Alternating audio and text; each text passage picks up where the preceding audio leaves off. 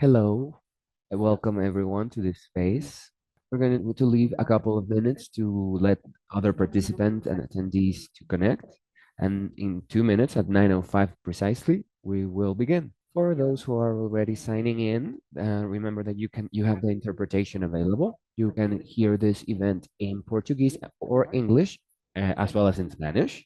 You can select the language of your choosing in the globe icon below. The Q&A box will also be available so that you can leave any question or doubt that you have. So please share anything you want there in the Q&A box. Good morning. We'll be starting at 9:05. All right. Hello again.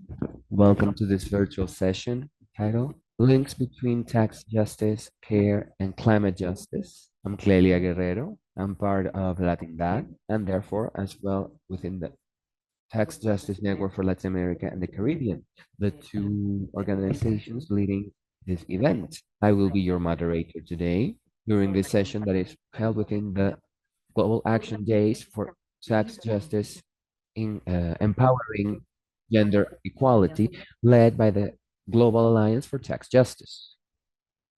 Before we begin, I'd like to remind you that we have interpretation from Spanish into Portuguese and English. And if you need that, please click on the interpretation icon that you have, which is a world icon, a globe, uh, and you can select the language that you prefer. Furthermore, the point of this meeting, as the name says, it is to explore the links between the three subjects, particularly within the framework of the extractive model that we still see in Latin America and the world, which impacts the provision not only of care services, but particularly those services, which also undermine the fight for climate justice. Without further ado, I'm going to present our panelists for today. I'm going to introduce all of them and then I'll give them the floor. It is an honor to have these wonderful women. So first, we have Veronica Serafini, an economist uh, trained in Mexico and a doctorate by the UNAL in Mexico. She is a consultant in gender and economics, and she coordinates the working group for a feminist economy. Then we have Kelly Alfaro, who is a consultant with broad experience in eco-friendly feminist economics, and she analyzes the intersection between women, indigenous peoples, and climate change. And lastly, we also have Sandra Sanchez, a specialist in energy governance and capacity strengthening, who has developed projects aimed at transparency and the proper use of extractive income. Thank you all for your presence today. And now we're going to, I'll give you the floor. First, we can start with you, Vero. Considering the deficiencies of the current tax systems, tell us how the mobilization regarding reforms for collection and incentives can contribute to generate activities that are more socially desirable and environmentally desirable. And if you have any example or relevant initiative that you have to how tax systems can help in tax justice would be much appreciated. Thank you, Clelia. It's always a pleasure for me to participate. These type of sessions help us debate uh, topics that are at the center of the minds of the citizenship and of the of opportunities for well-being and quality of life, facing care necessities and the climate crisis and the care services crisis as well. When referring, as the title of this event says, it's linked between justice and care. I think it's important to highlight the role of tax policy as an instrument to achieve tax justice. In any other area, and not only in care, as in education, health, or employment, I think it's worth to do a small reminder to anyone who isn't an economist about the tax policy component. Its main instrument, its main tool is public budget. Then it has the expenses, it has income or revenue, and then financing when the income is not enough. Well, regarding financing and tax justice,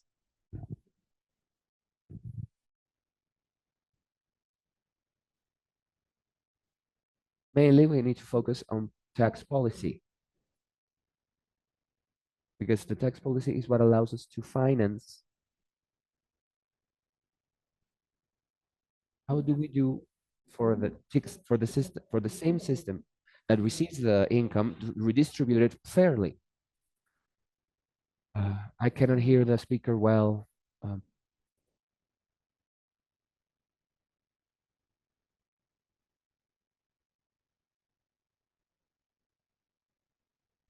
we need to handle the proper distribution and the allocation of the resources to ensure justice.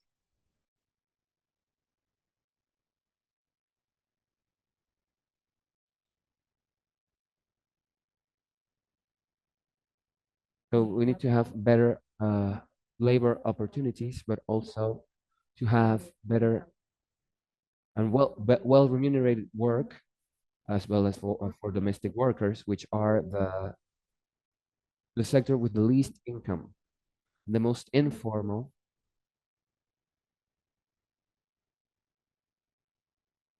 although the social security systems does not really this is the group that regarding the social security manages to save up the least for their retirement.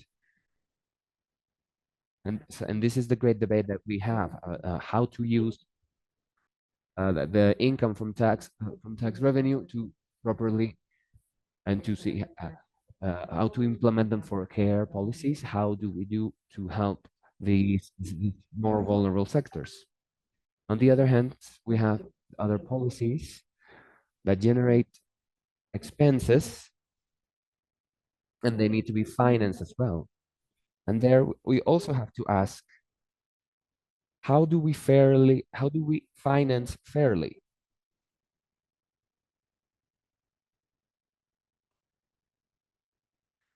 to help women in a region or in a country where where indirect taxes are the basis of taxation, meaning that the consumption is the income for taxation comes from consumption, and so we need to help the lower income sectors. So when these people consume, they are financing those policies, and if we're going to invest only on taxes paid by women through their consumption, we can then redistribute the work times, but we cannot redistribute costs of those policies. So those same women go out to work because they get benefits with childcare or elderly care, and and those same women are actually financing the policies. And so for that financing to be fair, needs to be distributed among all sectors. In addition, there's a reminding that in Latin America and our countries, we have a penalization in labor income that comes between 10 to 20% depending on the sector where you work. And women already earn 20% less than men, or 15% less than men. And in addition to their consumption, and they have a differentiated consumption pattern to men, because all polls show that everything women spend goes to the benefit of the home and the family. Well, with the consumption, they pay their own services. So there is no real redistribution of income or effort from work that benefits all of society and which allows to strengthen the labor force, which allows, for example, the business sector capital to be used and to redistribute it in to care of children and of or people who are working daily and who have food on their tables and a clean house, and to ensure that they have that and every all the things that imply care need to be taken care of, and as well and that that production needs to also contribute to social benefits. And all the work we are doing to have a fairer tax system is key. Globally, we are having a debate about how much large wealth, large states should be taxed and contribute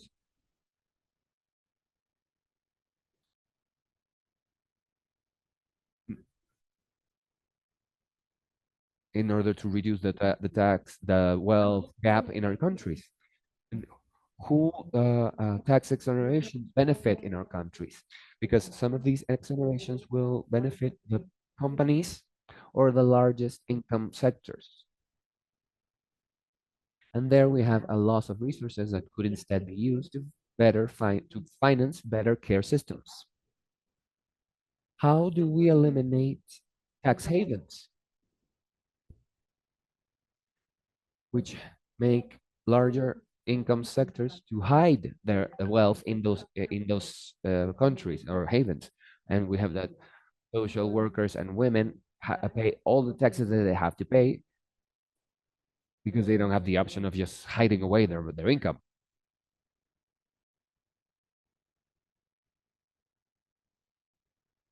because tax havens are simply not an option for them. And another issue that we need to discuss is the fact that in Latin America is moving more towards toward indebtedness. This needs to be one of the pillars. Fighting this needs to be one of the pillars of the tax policy, because we know that at the time of paying the debt, it's not paid by those who hold the most wealth, but those who hold the least. Why do we need to get indebted, for example, to build a road? And we do that because not enough taxes are being collected to finance those roads. There we also have the other face of the coin of debt, which is a tax system that does not collect finance. And much of what they collect from those infrastructures, and most of that income is not destined to the care infrastructure, but to deepen the extractive model that is not paying the same tax income that they should be paying. In that sense, we need to look at the tax policy and tax justice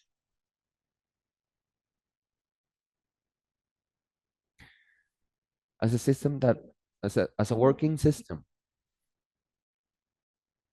And one last item, since as we are doing studies in feminist economics, we also found that a tax system that collects very little and unfairly does not work, which is paid vis-a-vis social services needs needs to be set up when thinking of tax justice. For example, child care services.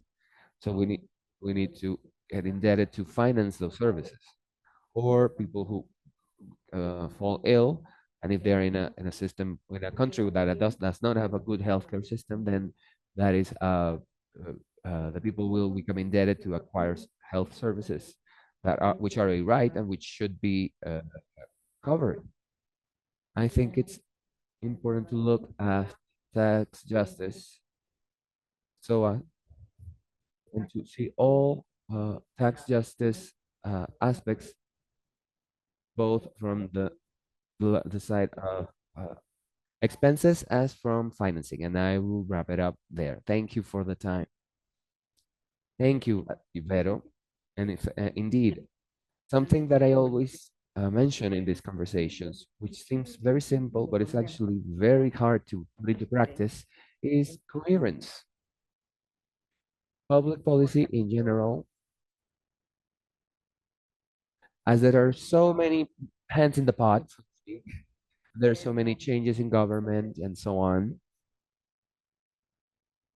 Everything gets so twisted, so to speak, and then we have policies that aim allegedly to favor one thing, but then others that don't really don't. And I think that what we need to do is to try to look for a comprehensive approach and coherence, not only in the endpoint public policy, but even in organizations and mobilizations.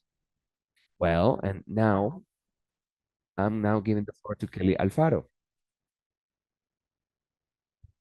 Kelly, please let us know from your eco-feminist perspective and considering the care load that usually befalls on women and girls. What are the challenges and opportunities that you have found, particularly in studying the process that you have led as an author besides Latin that? Welcome. Thank you, Clelia. Good morning, everyone. Thank you for having me. I want to present the results of a study that we did with Latin Dad last year. It's published at the Latin Dad website.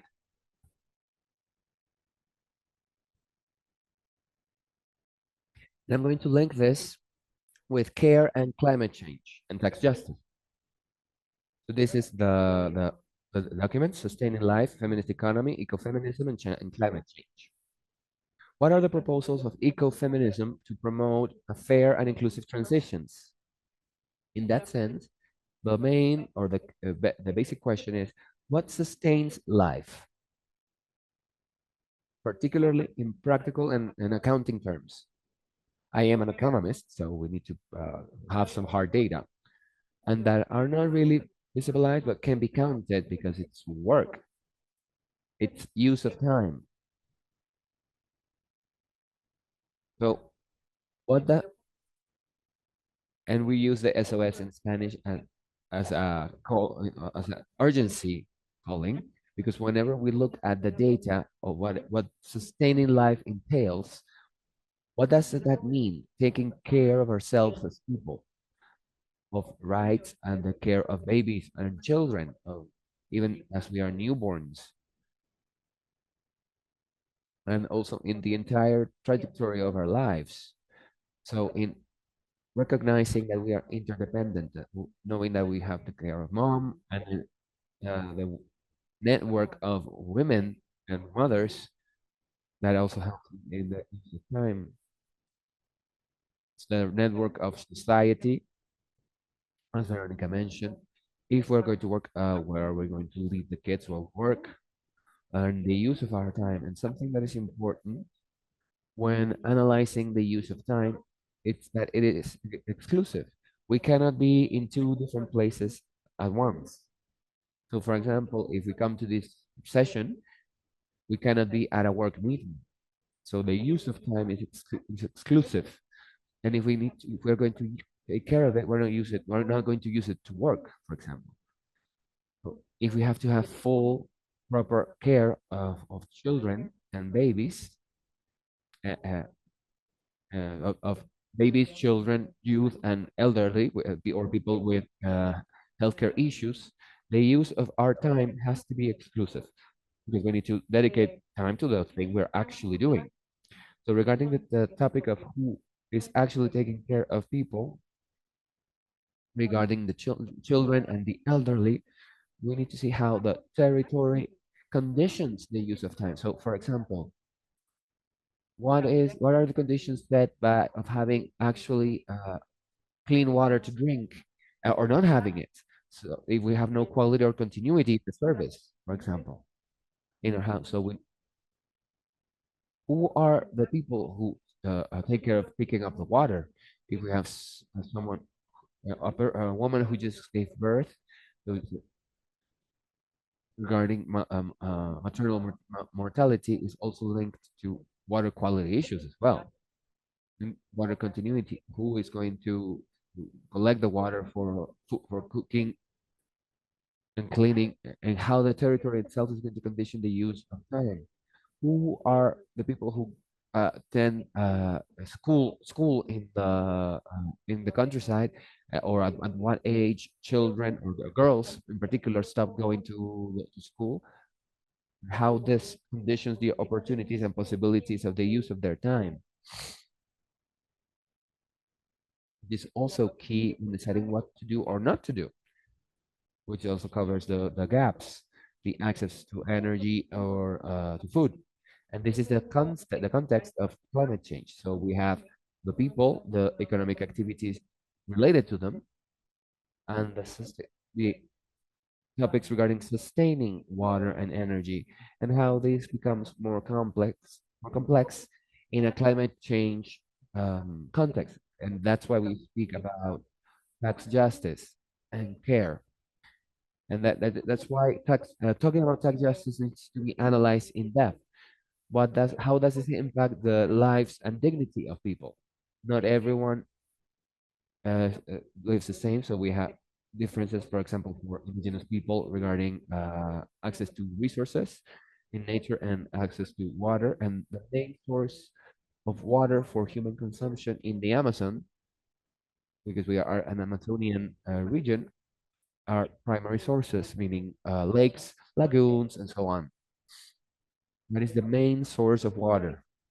So the territory indeed conditions everything in life. So we need to look this eco-dependency. It's not just an internal dependency to survive, which is the interdependency between among us as people and our relationship as human. This interdependency that can help us take care of our children, and eco-dependency, which also conditions the use of our time.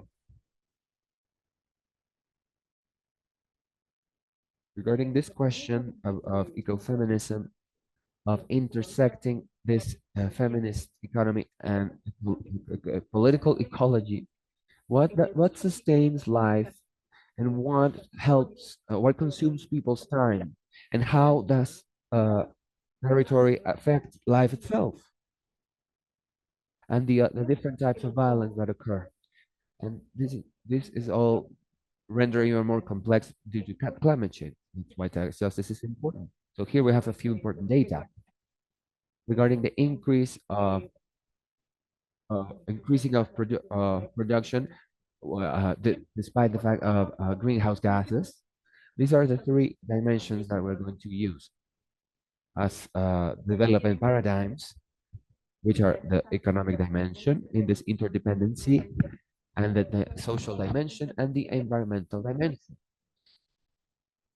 And then in ecodependency, to depend from nature. What does that suppose in economic terms?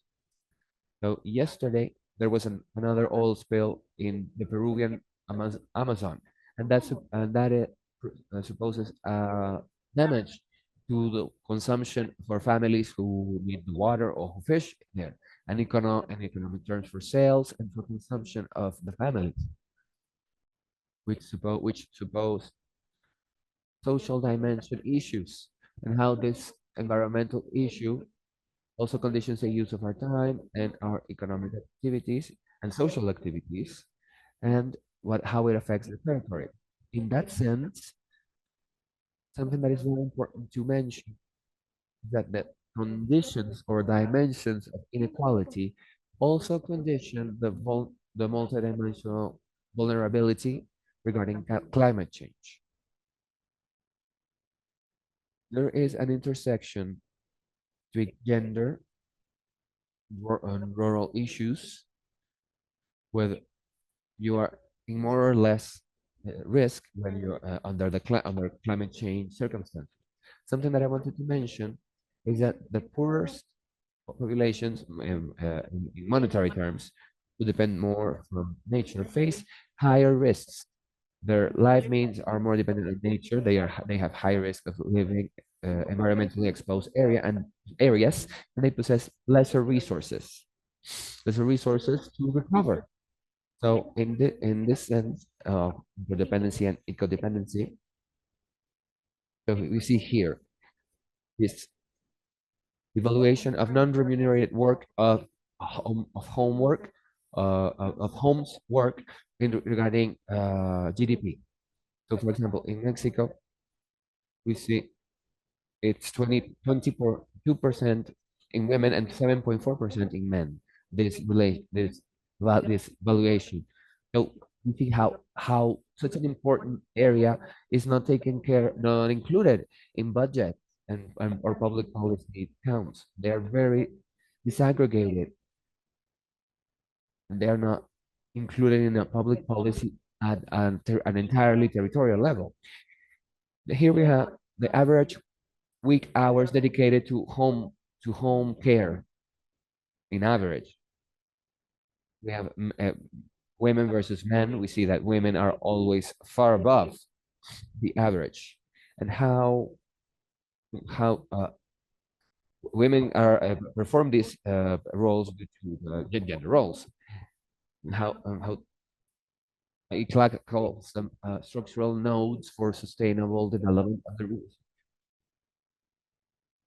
What is changing to whether we can reach a balance or a sustainable development? So, for example, we have this graph here. Who who takes care of newborns when the maximum is 3 hours? For mothers, we have 18 hours. So here we see 12 hours women and 0 to fathers for newborns. So we need to see regarding policy, what is the time given in counting in weeks for people who are lucky to have worked right? Because we need to remember that we are in a region where informal work is really what holds up the entire economy. There are no work rights, truly, because most of these countries have informal work. Most people who get permissions are usually women, and that tells us who are the people actually taking care of others. So regarding how territory conditions, so here we have who is the person who is in charge of collecting water in the urban or rural areas, and how much time they actually use to do it. Who are the ones who gather wood, for example, or the access to energy for cooking. And so what do we see? We see the entire paradigm and with the sustainable goals for development.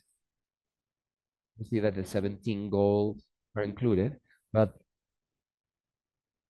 regarding contributions for justice and tax justice and care and environmental justice. So in these dimensions that we are covering, economic, social, and environmental within the context of climate change, how will be affected when, for example, the goal 8 about growth, economic growth that is inclusive and sustainable, it needs to be a sustainable and sustained growth so that the results needs to be positive in general. There's no pause or limit. But the truth is that by putting a territory to an economy, it's also putting a load on the environment. So there can, for example, in Peru, there are territories that are 90% concession. So there are limits to the type of activities that are done there. You cannot concession the entirety of the country, of the continent, territory. But how does this affect care?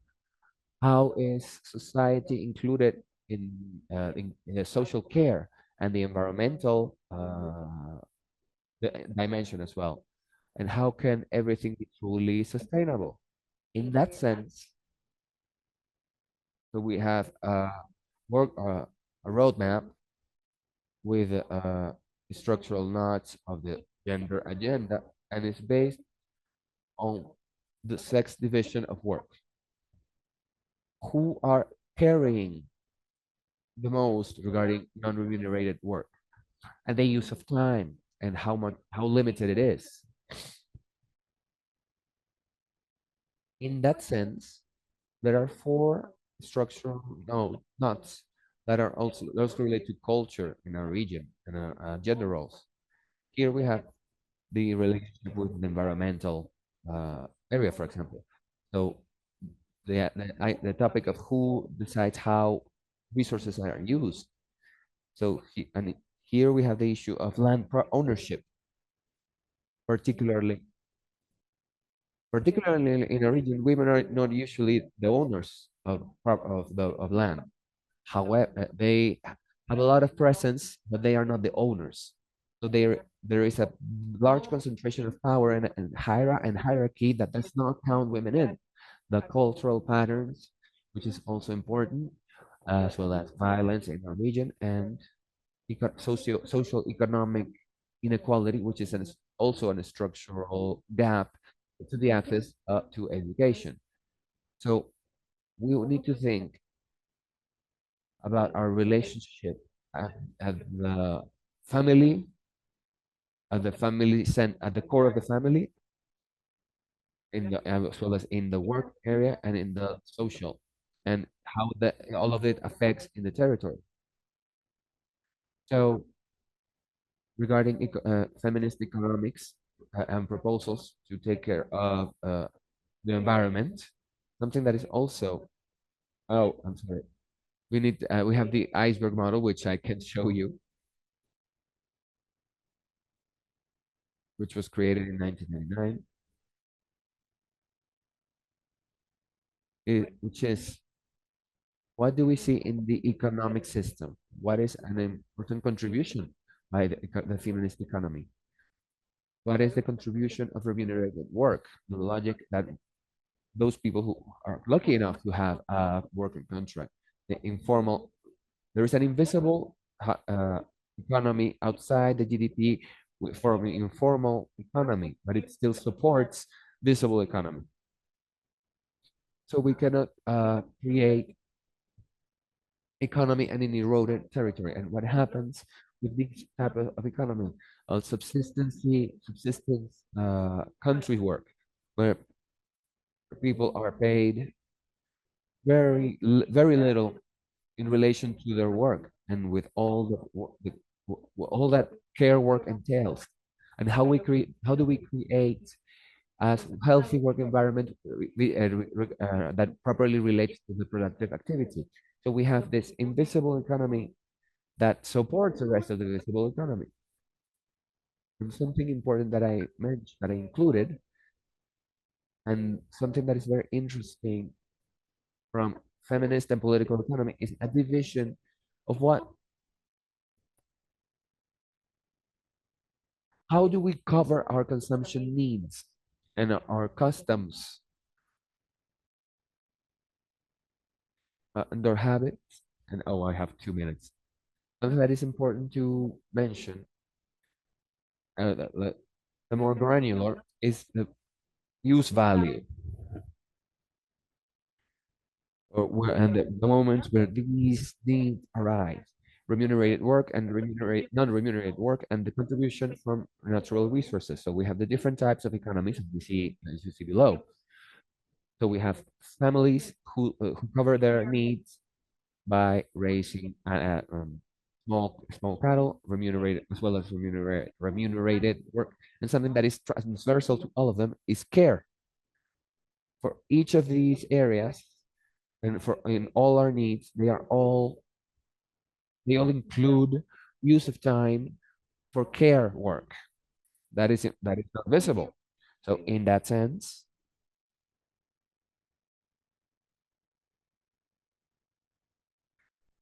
from the environmental justice dimension, we speak of economic, social, and environmental dimensions.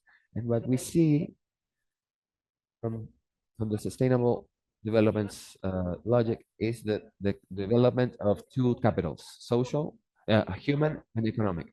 So where are the territory, logic, or the identity, the future, the other, the providing territory, and the perspectives that come from well-being and living well, and, the care of spirituality, the relationship between people, and the future and hope.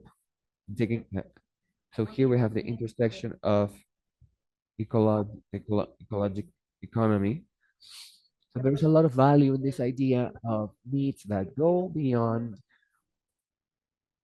what is visible in the market, GDP, which is related to nature and the well-being of people relating with nature, and how nature itself has value that, that is very far away from this anthropocentric vision, but a more holistic vision of nature in itself, and how that generates, and what that generates in a climate change context is that we need to sustain life. We are only looking at the tip of the iceberg of this relationship between the person and their surroundings, and the relationship of the person with nature itself, and how climate change makes these relationships more complex. See here, which you can see more in depth in the text, we have how to include this link and this intersection between the perspective of work, of invisible work, with the values that are inferred in nature and in well-being of people in anthropocentric and biocentric approach. Thank you very much for your time.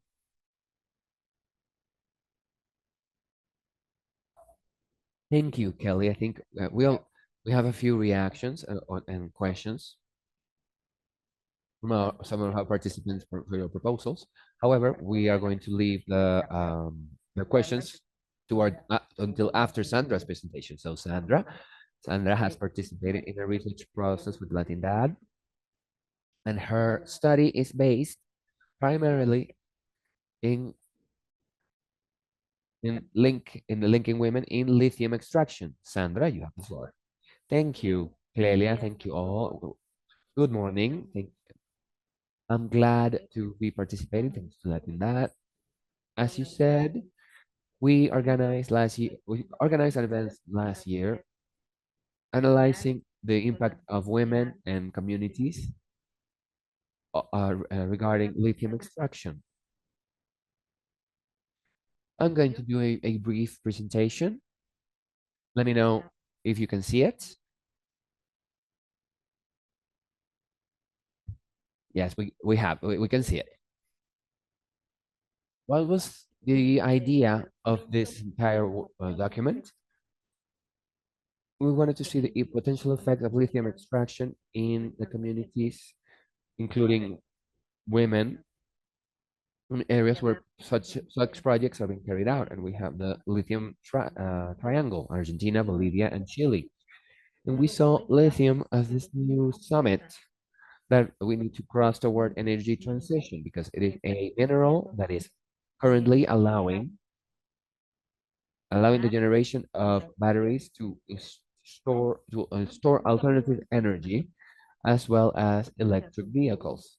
So there has been a boom in these purchases, particularly of electric cars, which has raised the demand of this mineral. And this mineral is found in Argentina, Bolivia, and Chile.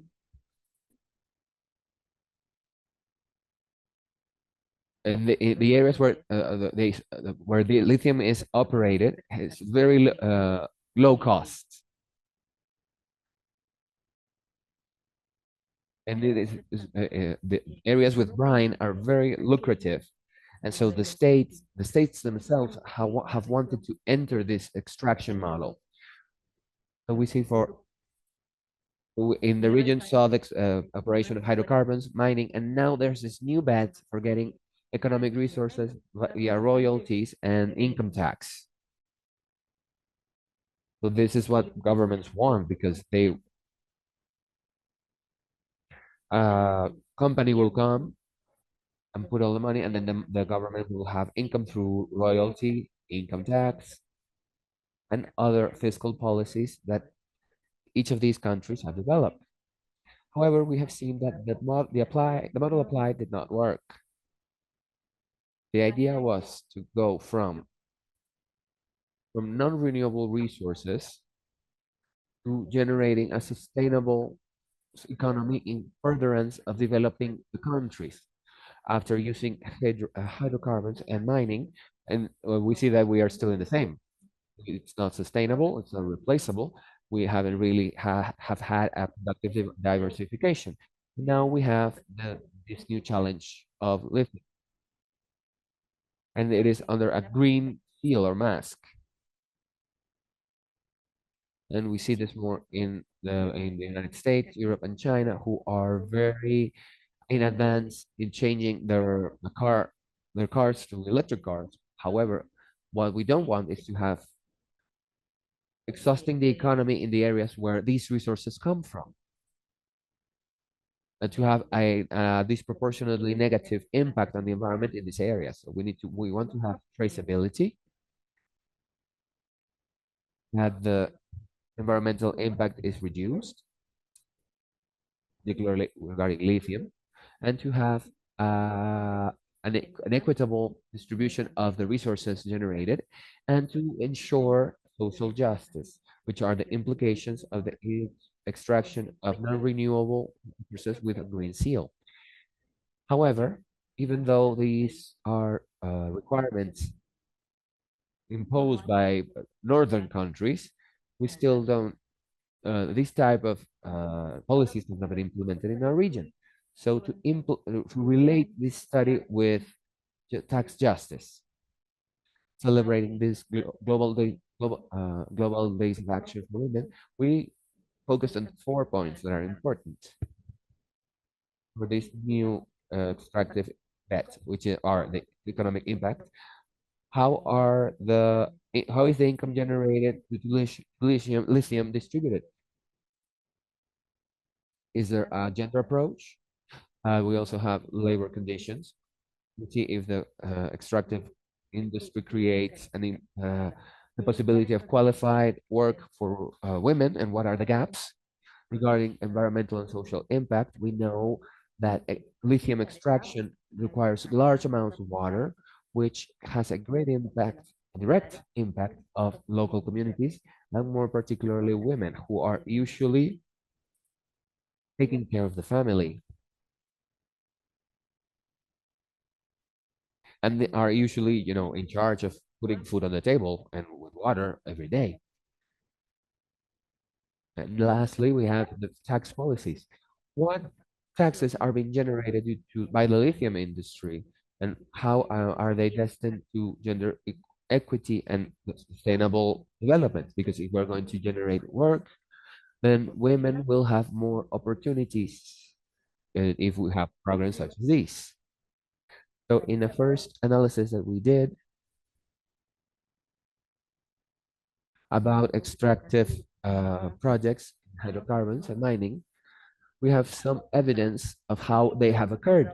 For example, we have had work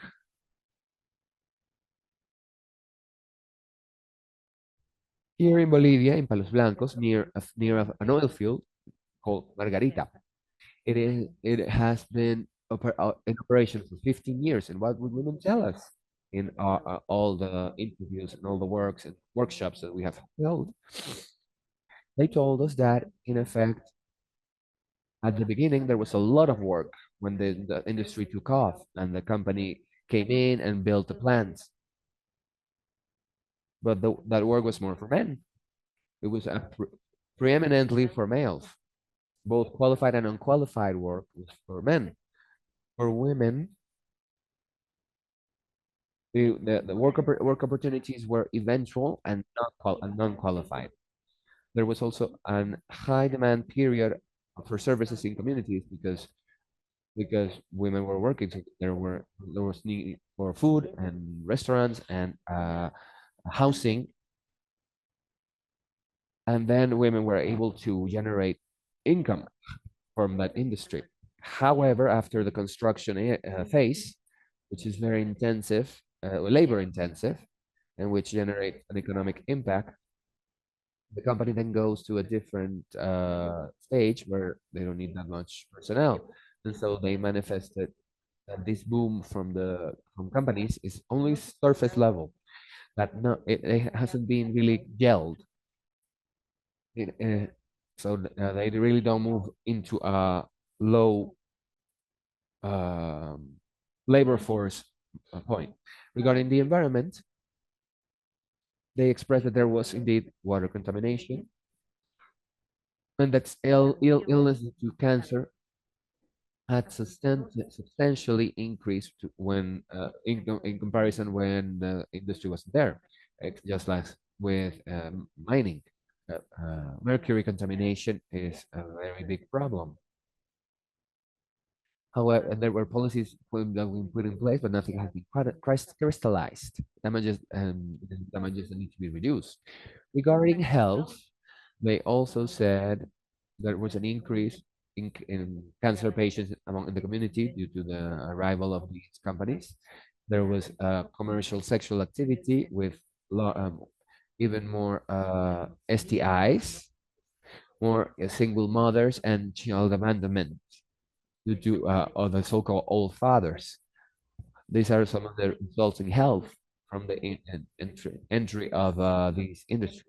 So when we had workshops, we had women who were there since the company started. So they could tell us how this era was before and how it is now, 15 years later, how it has affected their community. It's been very ephemeral. They came, it was big for a few years, and then we are just a small community again. And we can really consolidate any type of social or equitable impact for women. Regarding the productive and food security aspect, we have many men that went to work in the company, stopped work in the fields. So life has gotten more expensive because they don't have the products that they had before. They had to buy them from other communities. And for women who are the ones who provide food and who cooks in general, that is also a negative impact. Regarding education, there's been a better equipping of schools. They told us that training areas have been diversified, but only for a few years. It hasn't been sustainable the growth of education has not been sustainable among the communities. And lastly, regarding infrastructure, there are roads and there's more possibilities of transit in the area, but we have some negative impacts because they would use the community. The communities used to sell their products at the intersection, and and uh, with building of roads, with asphalt roads, they had to be they have had to move elsewhere, and they saw a negative impact, and this was a negative impact of having an actual cement road after in their in what used to be their land. So these are the largest negative impacts that we have seen, negative impacts, and the rooms for improvement in the extractive industry have not been maximized, and they have not been able to create more positive impacts. So we were analyzing what were the areas we could strengthen for women so that these new extractive bets could actually comply with a tax policy that allows equity in distributing income from lithium extraction,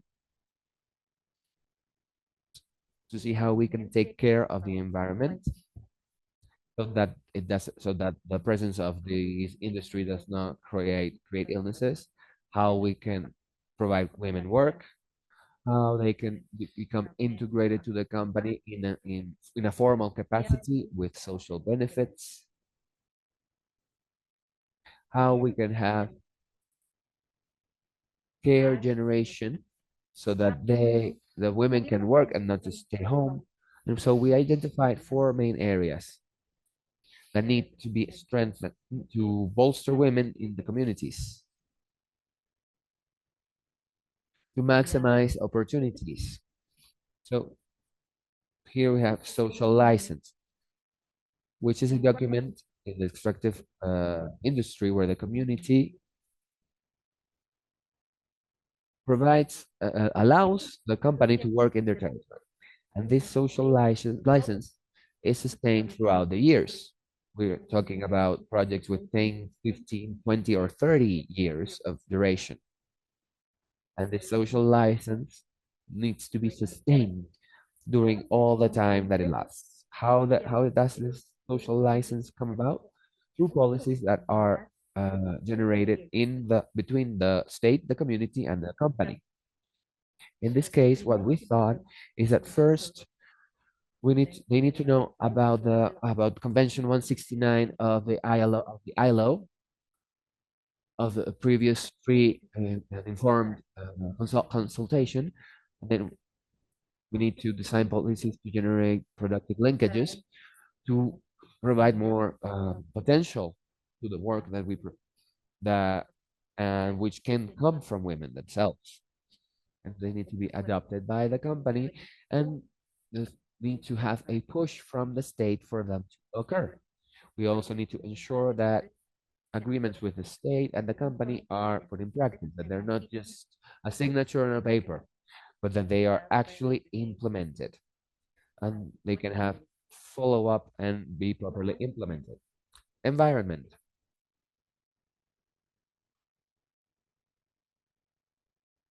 Women need to know all environmental regulations, both national and international, such as the Escazú Agreement, which allows us to have environmental transparency to see how projects are moving forward regarding environmental care and the commitments by companies regarding vis-a-vis the environment, which are mostly left as pieces of paper. And if we take these type of regulations and we scale them, we need to see how they can be made more effective. They need to promote and be part of studies on water, and women can be part of the studies, and they can create. They need to support and monitor the creation of social environmental monitoring committees. Regarding labor or work and generating work for women, we need to coordinate policies with universities and technical centers to cover the needs, the training needs that the companies will have. In general, the companies that come into our region need to cover a percentage of personnel that is from the state, from the place that they come in, and can have a limited percentage of foreigners in their staff. To that, we can add another policy where a percentage of the staff has have to be women, include a gender component. But for that, women also need to be trained in what the company needs. So this is important to generate this with universities so that we can design a training program in focused toward labor of women in for positions or roles within the company. We need to have knowledge of policies at the local level that have been applied internationally. There are significant lessons learned on how they have moved forward. And it is important for women to also know these advances so that they can apply them in their reality. And regarding governance, lastly, and transparency, knowing how many royalties go to their municipalities, because the state define as a limited amount of royalties that are to areas affected by these projects, and so women need to know need to know how to calculate this amount and to define the moment operational planning of the activities, and a percentage of these programs needs to be destined to creating gender equity programs, and that is possible, but we need to strengthen capacities for women. Uh, Thank you for your time. This is the end of my presentation, and I think we can move on into the questions. Yeah. Thank you, Sandra. Veronique had to leave because she's entering a different event. Thank you, Vero, for your availability and your support in generating these spaces where we share always a little bit more, and how we bring forth issues that are important for our cause. So now, maybe Vero, I don't know if you want to log off or you want to say something. Oh, well, I just want to congratulate you on the event and thank you so much for having me. Thank you, Vero. Regarding studies, in the chat, we left the links to both studies mentioned. If you have any questions, I think that contact information is there. So you can exchange with our speakers. And to close, because we had just 1 hour, I'm going to share the questions. We could have a final intervention to answer these questions and to leave an idea or an invitation or anything that you want to share with the people who are here. These are the questions. Number one, regarding the issue of land ownership, what recommendations are there or would you make? The second question, given that given that the traditional measurement of growth and development is so problematic, what alternative measures are proposed to replace GDP as the base for the measurement? And the third question, give me 1 second, please. The third question says, is there an ability to do long-term monitoring of the commitments made by the companies from the extractive industry? Because that's usually the problem. Things look attractive on paper, but are not actually practicable. Uh, in, uh, uh, these are some of the questions. Let's go do it backwards. So maybe Sandra, you can start answering and then we can move on to Kelly. Thank you, Kelly. Thank you for your questions. Thank you for the space as well, so that we can discuss these very important subjects for the region. We are at an energy transition point where we are all riding the wave, and that's the future. And from there, we need to take care of the environment and see the potential regarding taxation that we can find for women. Responding to the monitoring issue, yes, it is possible. I have worked a long time in the extractive area, and I can say that from 2001 to 2002 to today, the community has become very strong in their capacity of stopping a given project if they so wish. And companies are aware of that. That is why they are far more open to dialogue and to generating these linkage policies to work fairly with the states in a transparent way, which is key. However, we also need the support of the state.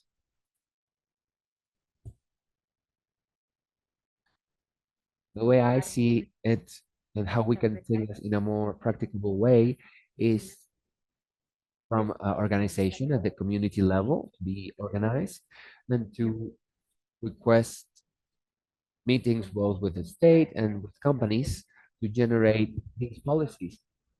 And once we have the policies on paper, we need to implement them and to make them sustainable and continuous, so that the communities have the power of asking and requesting that everything, all of these agreements are implemented. I think it is possible, and I think we need to start organizing better to maximize these opportunities regarding income and minimizing impact on the environment. Because, as we were saying in Argentina, there are many cartels that we are not going to live by drinking lithium. And the communities were saying that. Thank you, Clelia. Thank you, everyone. Thank you, Sandra. So, before giving the floor to Kelly, I just wanted to say that you reminded me of something that I saw in a publication beyond the cancer cases that occur at mineral exploitation and processing areas. There are some other highly contaminated extractive activities. Even if within homes, there are bias, uh, uh, uh, biased impacts on women regarding consumption of these products. What do I mean? I don't remember exactly which country, but within Latin America and the Caribbean, there was an inventory of the amount of methane, I think, which is the gas we use for cooking, which was up to 49 times the acceptable or healthy level. I don't know which word is the one is appropriate in for home cooking for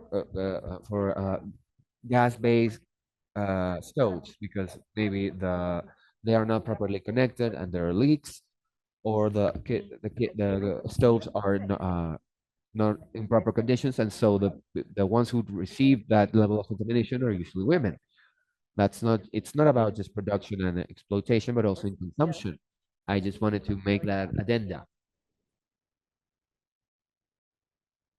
I think I think that the other two questions were very much for you, so go ahead.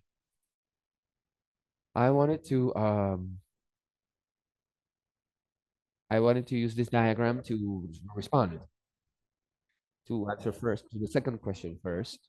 This is a logic of the productive base and well-being. It is within the concept or paradigm of sustainable development. We have the three: natural, human, and productive capital, and that sustains the production and consumption that is going to be going to go to the productive base, and the and the feedback of capital, and that feeds into capital, which is actually utility. These are the pillars of this development logic. What is the proposal? What should be proposed, and what is actually being worked on from feminist economy and ecologic economy, is to use tax justice as the basis for everything. So, for example, regarding the use of time, we need to count not only the first triangle that you see there, but everything implied by the time regarding productive and reproductive time. So this justice, this economic justice, is not just a pillar, but it is encompassing. So it presents a logic of care within a social structure.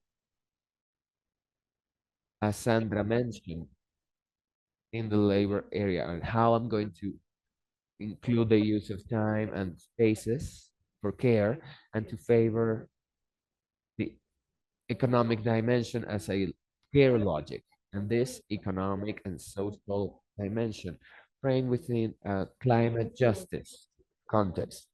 So there are territorial limits, and that is in the economic base is a basis that also provide feedback. And what? To sustain life. It's not a logic of use. There's not a base of use. This natural basis. It's not. This is not to tend to the GDP, but to take care, which is encompassing. we cannot think about not thinking about economy without thinking of the environment. So we have the arrows of the eco-dependency and interdependency could not provide any use of time or logic without seeing how care is affected inside because they are interdependent and eco-dependent. These are the steps, so to speak, which we are actually working on. We have documents of, in terms of GDP. It supposes the use of uh, care activities for women and as well as men. But what we see mainly in data is that women are the ones who use our time for care more generally. So I use this graph, how we would look at the quantification analysis and think in other measurement units. And regarding land, we also have to think about property. We have very little regulation in setting indicators of owners, which is not total. In general, we think in total terms, and I would like to invite you to look at the particular cases because in those particularities is where we see the gaps. So we need to think transversally regarding politics and in a gender-based approach in terms of budgets, because in Latin America we have a couple countries that have gendered budget. They have line items that have a transversal gender component. That would be my answer to your questions. Thank you so much. Thank you, Kelly. Thank you both for your time and for your words and for sharing your work and your experience. It's been a real pleasure to have this exchange. Now, before we close, I just wanted to thank particularly to thank you because for being the focus of the space, that and the tax network for creating the space, to the Global Alliance for Tax Justice, who have supported us with the access to the translation and interpretation. Thank you for helping us and for sharing with other regions to share the Latino experience. And as we were saying, this campaign started 2 weeks ago and is closing tomorrow. So tomorrow, I'm going to have the closing call tomorrow at 8 a.m. Ecuador time.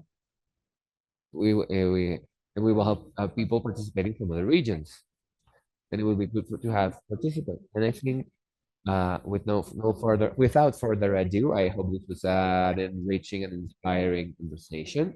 I hope that it was as good for you as it was for me. And so I invite you to continue working together to bolster transformation that lead to more social and environmental transformation in the region. Thank you for joining us. Have a great day. See you in our next meeting. Thank you all. Thank you all. Goodbye.